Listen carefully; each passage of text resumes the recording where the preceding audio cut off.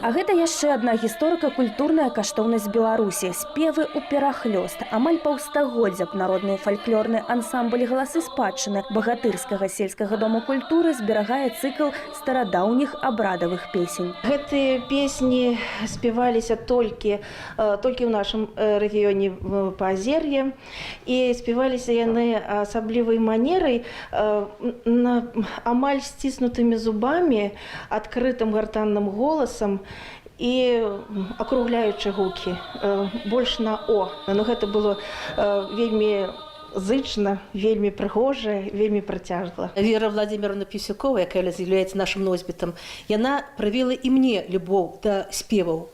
Я раней не вельмі панимала гэтай спевы, і мне другой раз не вельмі хацелася спяваць, але яна была такая настырная, такая вось. Яна прыносіла мне песні, заставляла пець разам з ёй.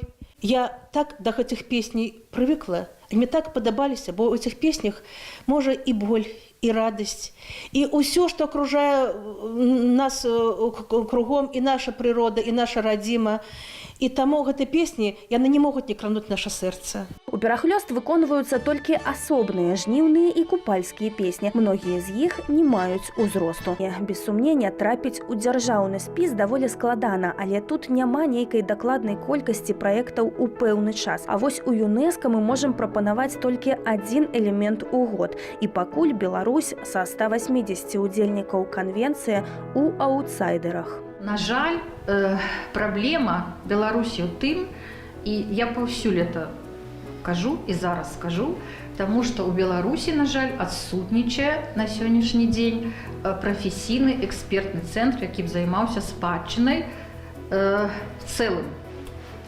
І тым больш, які працаваў па прасоўванні нашай спадчыны, по распаўсюджванню ведаў пра нашу спадчыну за мяжой. Это складаная праца, это высокапрафесійная праца.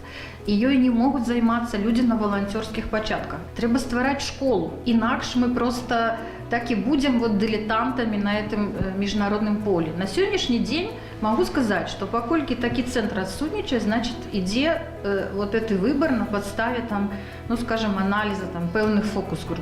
Але гэта не выпадковы выбар. Прапановы глыбока аналізуюцца на дзяржаўным узроўні. Выбіраюцца тыя, што на пэўны час адпавядаюць палітыцы ЮНЕСКО. Геаграфічны дысбаланс у спісе нематэрыяльнай спадчыны свету таксама на руку беларусам. Нам больш увагі. Але ні адна прызнаная нават на міжнародным узроўні каштоўнасць не будзе мець сэнсу, калі некаму будзе захоўваць сувязь між мінулым і будучым. Таму чалавек, сапраўдны патрыёт, беларус, самая вялікая каштоўнасць дзяржавы. Мы і ёсць культурны код нацыі.